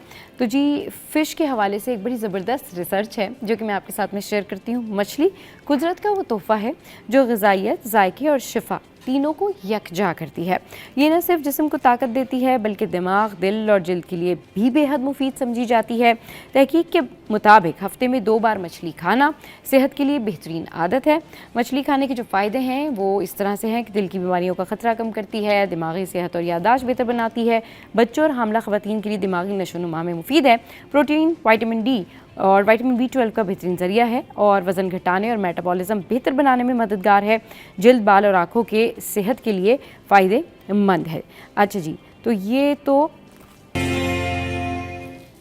Welcome back. तो भाई यूरिक एसिड के इशू को कैसे कंट्रोल करें, और ये क्या मसला है, क्यों होता है, और इसके लिए क्या चीज़ें होनी चाहिए, क्या टोटके होने चाहिए। ऑब्वियसली इसका इलाज तो ज़रूर होना चाहिए, लेकिन क्या टोटकों के ज़रिए ये रिकवर किया जा सकता है, यानी इस पर बात करने के लिए उमेर राहिल हमारे साथ है और शाह भाई हमारे साथ है। अस्सलाम वालेकुम, वेलकम टू द शो। कैसे आप लोग? ठीक ठाक है? मौसम चेंज हो गया है जनाब, और मौसम चेंज होने के साथ साथ जो है वो सबको वायरल भी है। और अब क्या होता है उमेर राहिल, शाह भाई, इशू ये होता है कि ना सबको जब वायरल शुरू हो जाता है ना तो सब लोग एक दूसरे को यही कह रहे होते हैं कि अच्छी बात है, पहले हमें हो जाता है कि हम वायरल से बाहर आ जाएं, फिर किसी और को शुरू हो। तो सबसे पहले जब हम वायरल इन्फेक्शन की बात कर ही रहे हैं या इस मौसम की तब्दीली की बात कर ही रहे हैं, तो एक टिप भी ले रहे थे। क्या टिप है कि इस मौसम में अपने आप को इस तरह के इन्फेक्शन से बचाया जाए कि गले का प्रॉब्लम हो गया, डस्ट एलर्जी हो गई, या फिर जो है वो खांसी नज़ला शुरू हो गया? पहले थोड़ा सा इस बारे में बताएं, फिर हम यूरिक एसिड के बारे में बात करें। थोड़ा सा समय थोड़ा बहुत तो होता है, हाँ, होना चाहिए, इसमें कोई बुराई नहीं है। हाँ। अगर थोड़ी बहुत बीमारियां भी अच्छाई के लिए होती सही, हाँ। लेकिन बहुत आसान सी चीज़ है कि हर जो सीज़न का फल है, जो सब्जी है, वो उसका इलाज है। सही। ठीक है, जैसे अभी मीठे आए हुए थे, अब ऑलमोस्ट खत्म होने वाले हैं, हाँ। वो एंटीबायोटिक है, अगर आप वो खा रहे हैं तो आपको वायरल इन्फेक्शंस नहीं होंगे। सही। अभी अनार आ गया है, इतना प्यारा अनार आया हुआ है, अनार खाइए, अनार का जूस पीजिए, लेकिन काला नमक ज़रूर डाल लीजिए, काली मिर्च डाल लीजिए, वरना गला उससे भी पकड़ा जाता है। विटामिन सी का इंटेक बढ़ा दीजिए, अनार में विटामिन सी है, अपना चेरीज़ में विटामिन सी, ऑरेंजेस आएंगे वो विटामिन सी है। ये तो चीज़ें जो फ्रूट के साथ या जूसेस वगैरह इस्तेमाल करेंगे। हाँ। दही हो गई, केला हो गया, इसको मगरिब के बाद खाना बंद कर दें, ठीक है। और सबसे बढ़ के इस मौसम के लिए वैसे तो हम कह रहे होते हैं, एक तो शहद दालचीनी मिला के रख लीजिए, रोजाना लिख करना शुरू अच्छा, कर ये दें। उन लोगों के लिए है ना जिनको शुगर का इशू शहद नहीं है, उनके या ज़्यादा- फिर जिनका जो है दीगर और इश्यूज नहीं है, जिनको देखिए उन लोगों शहद और दालचीनी शुगर के अलावा सब लोग इस्तेमाल कर सकते हैं, और बीपी के भी जो बीपी वाले भी कर सकते हैं, उसका कोई मसला अच्छा, नहीं। सही। और उसके अलावा सिर्फ अदरक का, पुदीना, दालचीनी और उसमें ऐड कर दें मुलेठी। ओके, ये कहवा रोज़ाना पीना शुरू कर दें, शाम रात के खाने के साथ पीना शुरू कर दें या शाम को पीना शुरू कर दें, तो जिनको हो गया वो फ़ौरन इंशाल्लाह ठीक हो जाएंगे। हाँ। मज़ीद इन्फेक्शन से मतलब बैक्टीरिया से बच जाएंगे, हाँ। वायरस से बच जाएंगे और घर के बाकी लोग भी महफूज हो जाएंगे। घर के बाकी लोग भी महफूज हो जाएंगे। चलिए जी, ये देखें, हमने आपको बदलते मौसम के साथ जो है वो ज़बरदस्ती टिप उमेर राहिल से कहा है कि वो आपके साथ में शेयर करें। शाह भाई, आप भी थोड़ी सी इस हवाले से एक जो है वो रेमेडी शेयर करें ना, कि किस तरह से सर्दियों वाले वायरल इन्फेक्शन से बचा जा सके, खांसी, नज़ला, फ्लू, या फिर बहुत सारे लोगों को ना सीवियर कंडीशन भी हो जाती है कि जैसे गला ख़राब हो गया या फीवर। देखें, जो जिस तरह अभी हमारी बहन ने कहा कि मौसमी फ्रूट का इस्तेमाल करें, बिल्कुल वो करें। आजकल अंगूर आए ना, अच्छा। अंगूर आप 5-7 दाने या 10 दाने रोजाना खाइए और सदा जवान नजर आइए। हाँ। ये बुडॉक्स करती है, स्किन को लिफ्ट करती है। अच्छा। और सदा जवान भी नजर आएंगे, गला भी बेहतर है, पेट का निज़ाम भी बेहतर है। अब अमरूद भी चल रहे हैं, अमरूद का इस्तेमाल करें ताकि पेट का निज़ाम बेहतर रहे। और जैसे 2 से 4 अदद अंजीर को ऐसे 4 पीसेस करके 1 गिलास पानी में डिप कर दें और सुबह निहार मुंह वो अंजीर खा लें, उसका बचा हुआ पानी पी लें। एक तो फैटी लीवर के लिए वो बहुत ज़्यादा बेहतर है और पाइल्स के लिए बहुत अच्छा है। अच्छा। कॉन्स्टिपेशन होने नहीं देता, मैदे का निज़ाम बेहतर रहता है और साथ में ये एंटी कैंसर भी है। अच्छा। बहुत बेहतरीन है, आप इसका इस्तेमाल अपनी लाइफ में रखें। हाँ। आप लोग।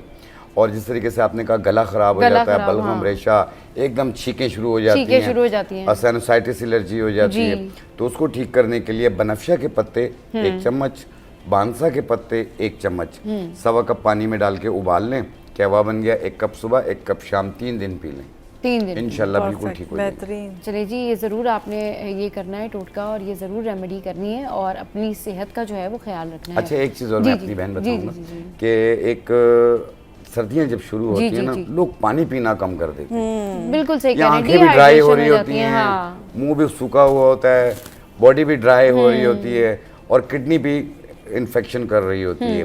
तो आप प्लीज़ आप पानी हर 1 घंटे बाद आधा गिलास पी लिया करें, हर 1 घंटे बाद। रात तक आपके 10 गिलास हो जाएंगे। सही।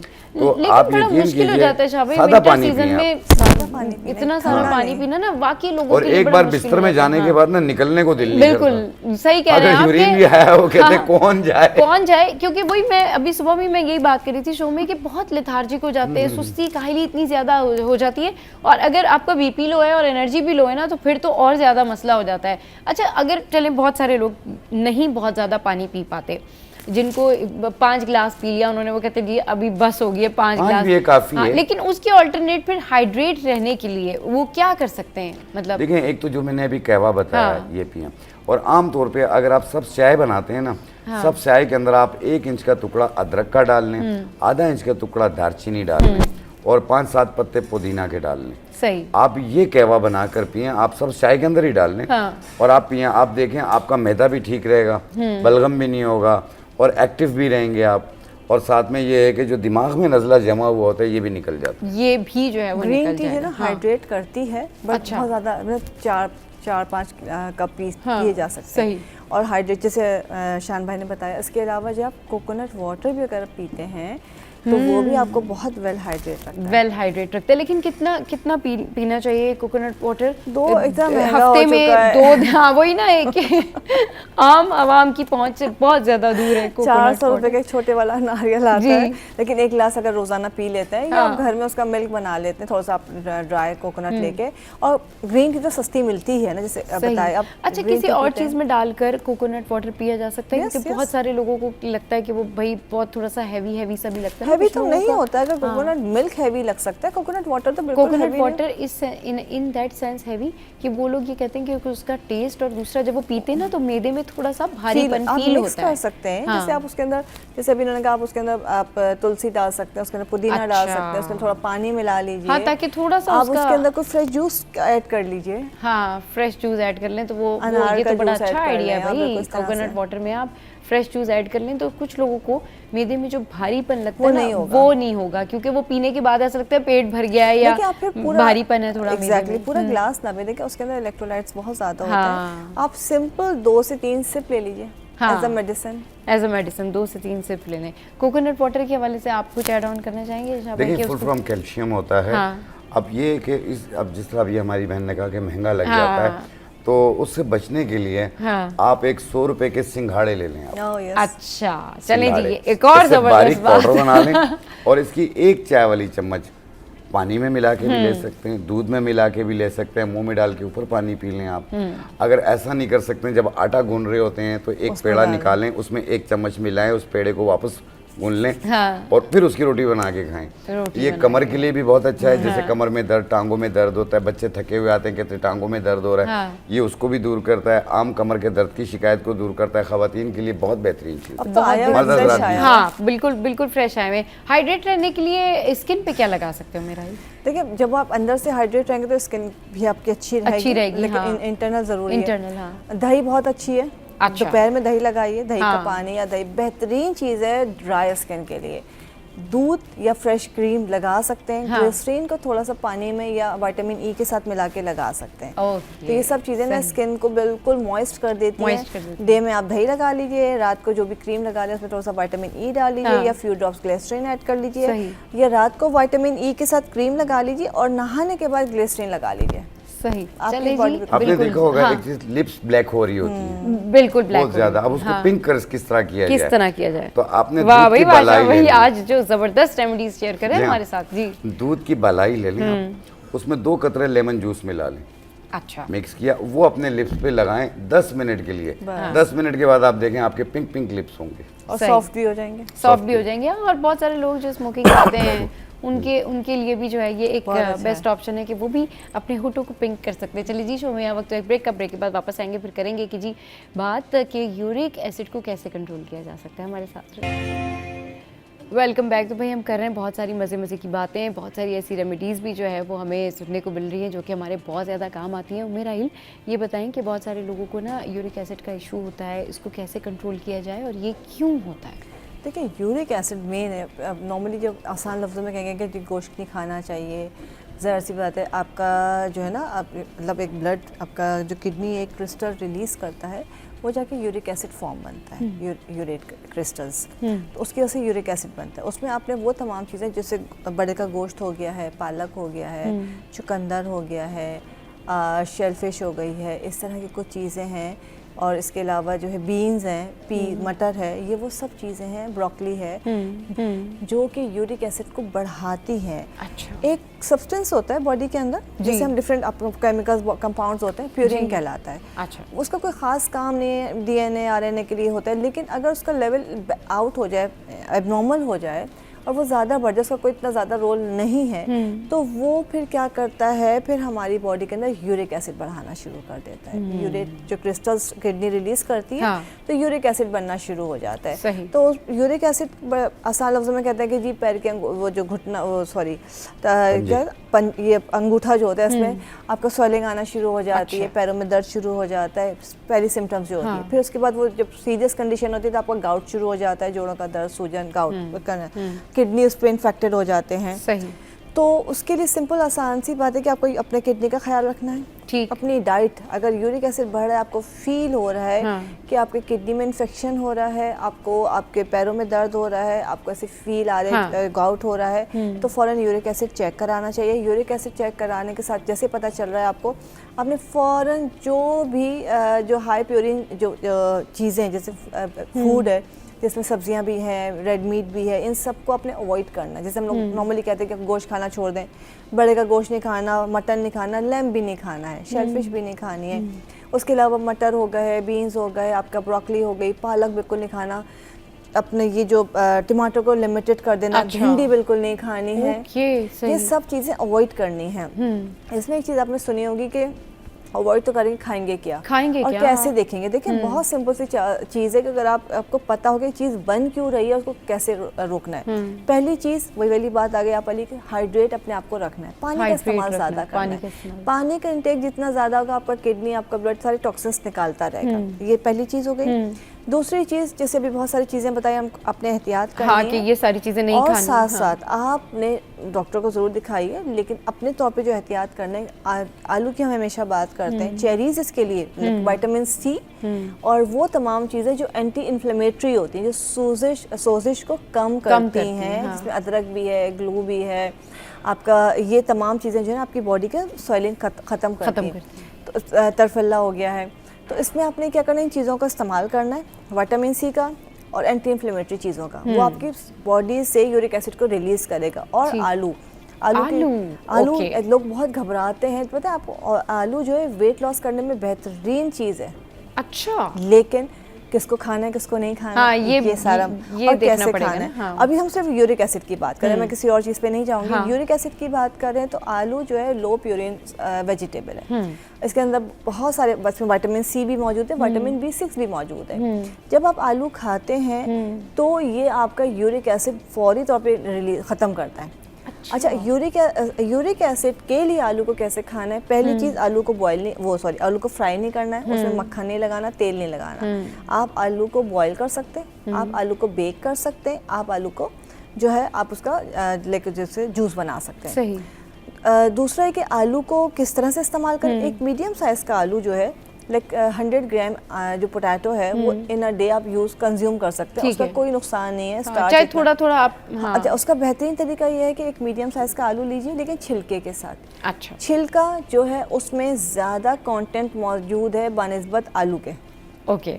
छिलके के साथ लीजिए, उसको वॉश किया, देन उसको एक्सट्रैक्टर में डाला, ब्लेंडर में नहीं डालना, एक्सट्रैक्टर में डालना है। इतना सा जूस निकलेगा बस, उसमें थोड़ा सा पानी डाल के डाइल्यूट किया, या कोई फ्रेश जूस ऐड कर सकते हैं, और वो आपने सुबह निहार मुँह पिला दिया या 10-11 बजे पिला दिया। सही। 10 दिन आपने अपने पेशेंट को पिलाना है, जिसको भी यूरिक एसिड। 10 दिन के बाद आप चेक करवा लीजिएगा, आपका यूरिक एसिड नॉर्मल रेंज में होगा।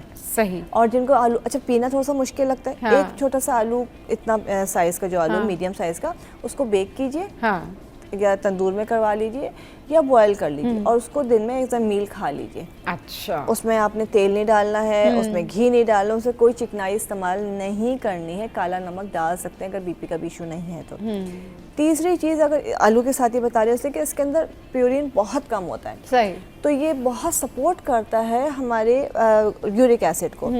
उसके अलावा जिनको बहुत दर्द हो जाता है, सूजन आ जाती है, तो उनको क्या करना चाहिए कि आलू के 2 हिस्से किए और घुटनों पे, अंगूठे पे उसका मसाज किया खूब सारा, और एक छोटा सा आलू का टुकड़ा या छोटा सा आलू जेब में रख लें, दुपट्टे में बांध लें। अच्छा, सही। ये जो प्यूरिन, ये सारी स्वेलिंग को एब्जॉर्ब कर लेता है, और आजमाया हुआ है, ट्राइड एंड टेस्टेड कहा जाता है, मतलब मेरा खुद का आजमाया हुआ है कि बहुत जो उठने बैठने में तकलीफ होती है, बहुत तकलीफ होती है, वो उसको रिलीफ दे देता है।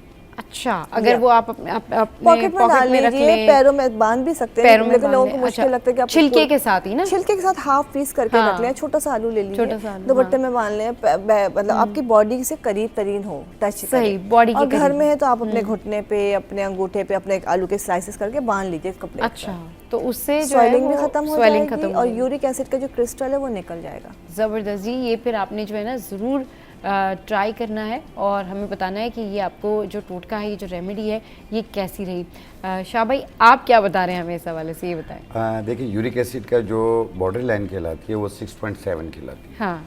उसके बाद जो है आपको ख़तरे की घंटी हो जाती है कि अब आपने एहतियात करना है। जिस तरीके से अभी हमारी पालक के साथ आप हर किस्म का साग नहीं खा सकते, हर किस्म का साग, मेथी हो, सरसों का साग हो, कोई भी साग हो, आप वो नहीं खाएंगे, लोबिया नहीं खाएंगे, चने की दाल नहीं खाएंगे, आप चावल नहीं खाएंगे, और प्लस रेड मीट नहीं खाएंगे। अच्छा, कोशिश करें आप टिंडा, तुरई, लौकी, शलजम, अरवी, ऐसी चीज़ें खाएं। हाँ।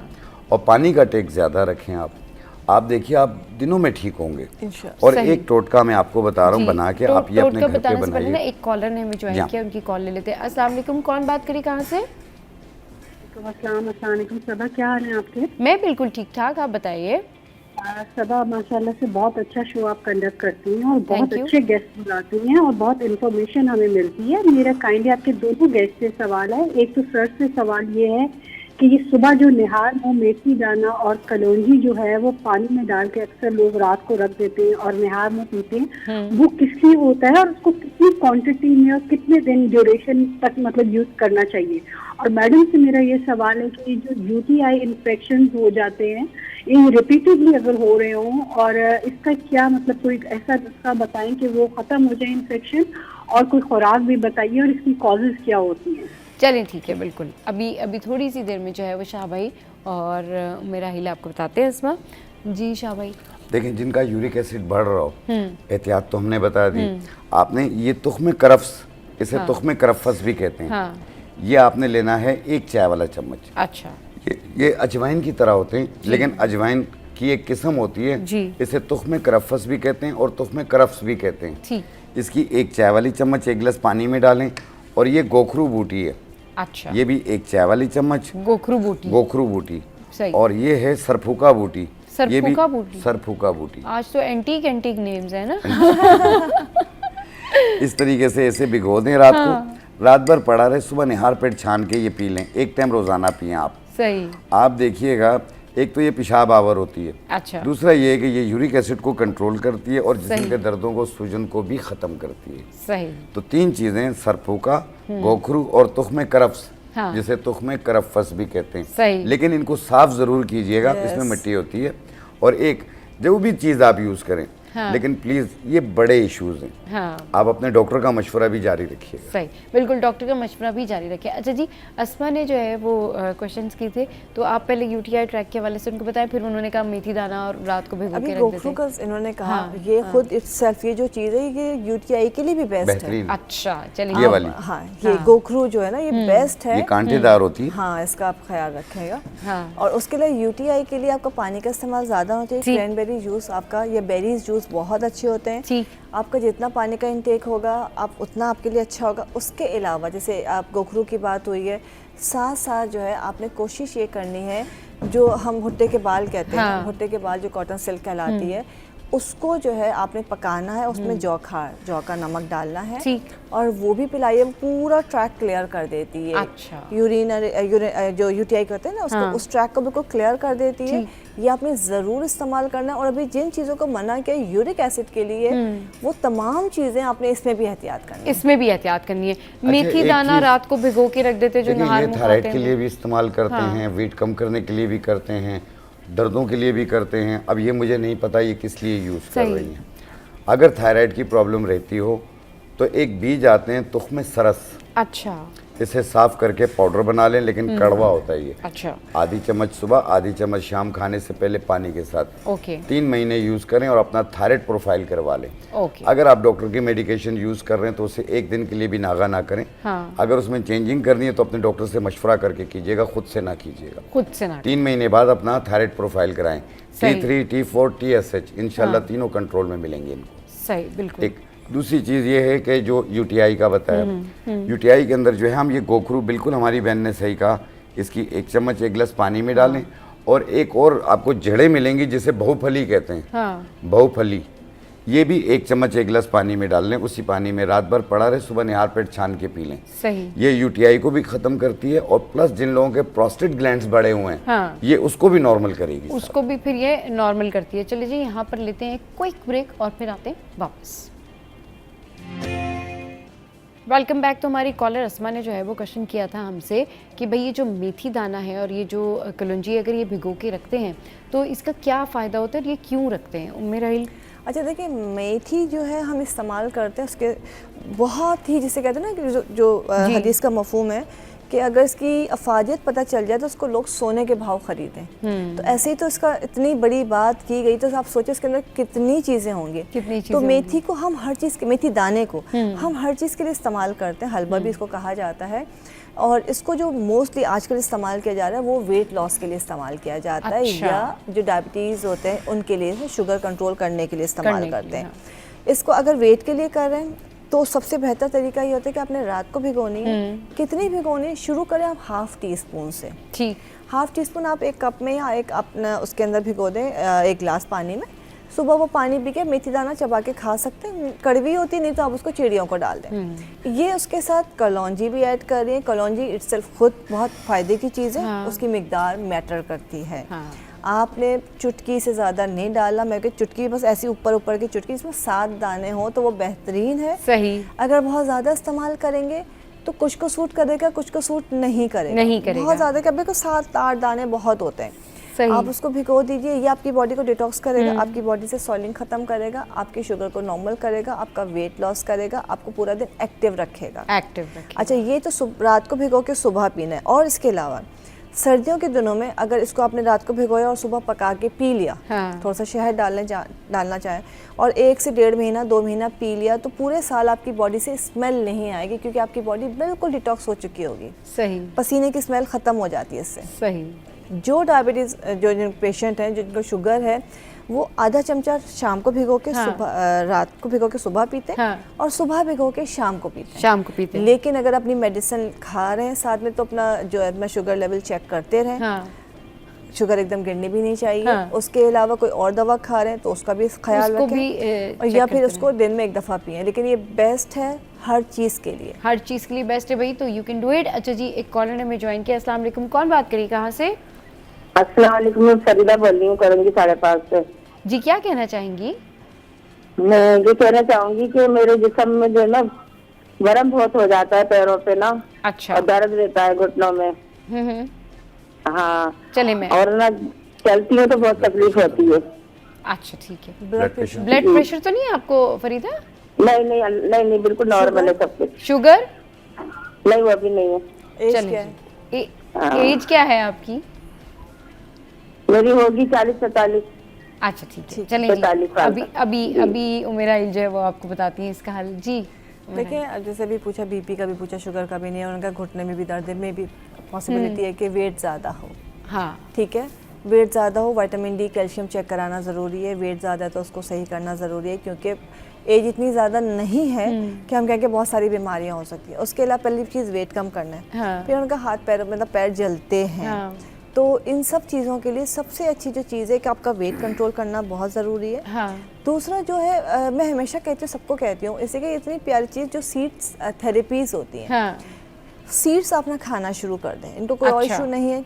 4 नॉर्मली सीड्स देते हैं, लेकिन मैं 5 से 6 कहती हूँ। उसमें कद्दू के बीज हैं, अलसी है। हाँ। उसके अलावा सफ़ेद तिल है, सूरजमुखी है, उसमें आपने चिया सीड भी ऐड करना है और थोड़े से वॉलनट अखरोट ऐड करने हैं। सही। इनका आपने क्रश करना है, और इसके अलावा या उसकी जगह अखरोट की जगह मेथी दाना ऐड कर लें। या बना के रख लें, और ये आपके यूँ समझ लें कि एक ऐसा मिक्सचर है जो 12 साल की बच्ची से या बच्चे से लेके आप जब तक जिंदा है खा सकते हैं। सही। ऐसा कोई नुकसान नहीं, मिकदार बस 1 चमचा आपने खाना है। दूसरी चीज़, अगर उनके पैर बहुत जलते हैं तो जो धनिया गिरी होती है, हाँ। धनिया के अंदर जो एक चपटा सा होता है, मगज़ धनिया जिसे कहते हैं, जो कि सॉफ्ट सुपारी के अंदर होता है, वो लीजिए और उसके अंदर मिश्री मिला लीजिए। दोनों हम वज़न लेके पाउडर बना लीजिए, और आधा चमचा जो है सुबह दोपहर शाम खा लें। सही। तो बॉडी के अंदर जो जलन हो रही है, ये सब चीज़ें, इससे भी इनको आराम आएगा। और लौकी का जूस जो है पैरों पे लगाना शुरू करें। ओके, लौकी का जूस पैरों पे लगाना शुरू करें, उससे सोजिश वगैरह जो है, जो जलन होती है, जलते हैं, बेचैनी होती है, और फिर विटामिन्स का इंटेक जो है वो प्रॉपर देखें, चेकअप करवा के फिर विटामिन्स का इस्तेमाल शुरू करें। लेकिन पाँव पे जो वर्म आ रहा होता है ना, या तो ब्लड प्रेशर या दिल की वजह से भी आता है, तो इसलिए इनको चाहिए कि अपने करीबी डॉक्टर से चेकअप करवा लें। एक चेकअप करवा लें और शुगर वगैरह चेक करवा लें, क्योंकि sometimes it happens with the people के उनको पाँव में जलन लग रही होती है, शुगर की वजह भी हो सकती है, कोई और भी उनको इशू हो सकता है। और अगर तो ये हिडन होता है, चेक करवा लें। अगर वेट ज़्यादा हो, वजन ज़्यादा हो, और साथ में पाँव पे बोझ आ रहा हो जिसकी वजह से वजन वर्म आ रहा हो, सूजन आ रही हो, और फैटी लीवर की वजह से भी हो, तो उसको ठीक करने के लिए आपने लेना है ऊँट कटारा। अच्छा। ऊँट कटारा बूटी 1 चम्मच, हाँ। मको दाना 1 चाय वाली चम्मच, हाँ। लेमन ग्रास 2 टुकड़े 1.25 कप पानी में डाल के उबाल लें, केवा बन गया। 1 टाइम रोजाना पिएं, वेट भी कम होगा, वर्म भी दूर होगा, फैटी लीवर भी दूर होगा। 2 महीने यूज करें, 2 महीने में जो है वो आप सेहतयाब हो जाएंगे। चलिए जी, बहुत शुक्रिया शाह भाई, बहुत शुक्रिया। उमेरा इल्हम हमारे शो पर आए। शो का टाइम एंड अप हो गया है। शो का फीडबैक जरूर दीजिएगा हमारी सोशल साइट पर। हंसते रहिए, मुस्कुराते रहिए, और देखना मत भूलिए। Keep watching सीरियट।